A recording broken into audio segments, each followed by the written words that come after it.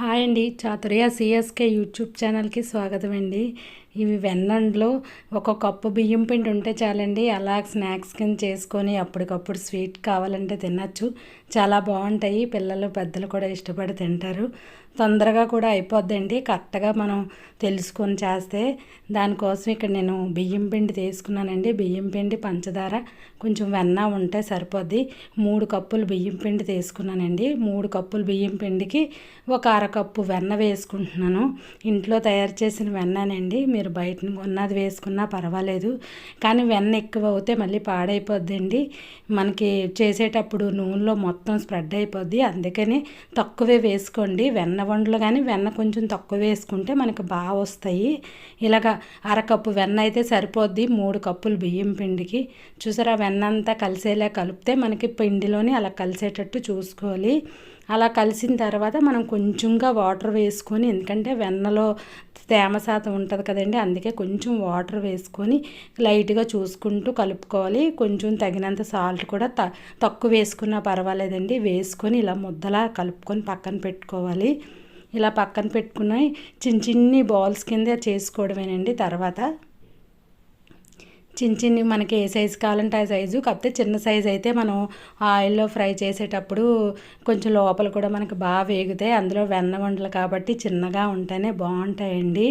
ఇవి చాలా బాగుంటాయి, తినడానికి కూడా మనకి టైం పాస్ కింద ఉంటాయి. చేసుకుంటే కొంచెం అలా వండలు చుట్టడం అనేది కొంచెం శ్రమలా అనిపిస్తుంది అనే మాటే, కానీ ఖాళీగా టైంలో మనం ఇలా చేసుకుంటే తొందరగా ఒక పావు గంటలో మనకు అయిపోతుందండి మొత్తం ప్రాసెస్ మొత్తం.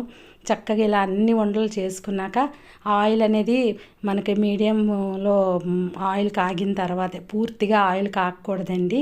అలాగని లో ఫ్లేమ్లో కాకుండా లైట్గా కాగిన వెంటనే మనం ఇవి వేసుకొని లో ఫ్లేమ్లో పెట్టుకొని మంటని మనం ఇవి ఇలా వేపుకోవాలండి. వెంటనే గరిటె పెట్టకుండా కొంచెం వేగిన తర్వాత గరిటె పెడితే చక్కగా మనకి ఉండలు, చూసారా, ఒక్క ఉండ కూడా పగలదండి. ఈ వెన్న కరెక్ట్ కొలతలతో వేసారంటే మీకు ఒక్క వండ కూడా పాడవదు, చక్కగా వచ్చేస్తాయండి వెన్నుండలు అనేవి. ఇలా వేగిన తర్వాత మనకి చిన్న మంట మీద మనం వేపుతున్నాం కాబట్టి ఇలా లోపల కూడా చక్కగా వేగిపోతాయండి.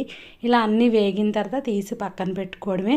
మళ్ళీ తర్వాత మనము అదే స్టవ్ మీద ఇంకో బాండీ పెట్టుకొని ఒక కప్పు పంచదార, ఒక కప్పు వాటర్ వేసుకొని మనం ఈ పంచదార కరిగేంత వరకు బాగా కలుపుకోవాలండి. ఇది కొత్తగా రాని వాళ్ళు కూడా చేసుకోవచ్చండి. ఏంటి కొత్తగా దీనికి పాకం పట్టాలి, ఏమైనా తేడా ఏమో అలా ఏం ఉండదండి. పంచదార కరిగిన తర్వాత మనకి ఇలాగ నురగ అనేది బాగా వచ్చిన తర్వాత కొంచెం లైట్గా తీగపాకం అనేది వస్తుంది కదండి, అలా వస్తే సరిపోద్దండి. ఇంకా పెద్దగా ఏం అక్కర్లేదు. కొంచెం తీగపాకం వచ్చిన వెంటనే మనం ఒక స్పూన్ ఇలాచీ పౌడర్ అండి, యాలకుల పౌడర్ వేసుకోవాలి. ఇది నేను ముందుగానే దంచి పంచదారతో కలిపి మిక్సీ చేసి పెట్టుకుంటానండి, అది వేసుకున్నాను. అలా వేసుకొని ఇంక ఈ వండలు అందులో వేసుకొని కలుపుకోవడమేనండి. ఇలా కలుపుతుండగానే మనకి చక్కగా పంచదార పాకం గట్టి పడుతుంది, వెన్న వండలు అనేవి రెడీ అయిపోతాయండి. మీరు తీగ పాకం ఉన్నప్పుడే మీరు వేసుకోవాలండి. పాకం ముదిరితే మరీ గట్టిగా అయిపోతాయి, ఒకదానికి అంటికిపోతాయి.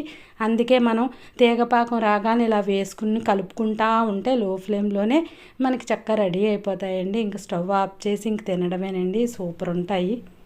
ఈ వీడియో కానీ నచ్చితే లైక్ చేయండి, షేర్ చేయండి. అలాగే కొత్తగా ఎవరైనా మా ఛానల్ చూస్తే సబ్స్క్రైబ్ చేసుకోండి. బెల్ ఐకాన్ ప్రెస్ చేయడం మర్చిపోకండి. ప్రతి వీడియో నోటిఫికేషన్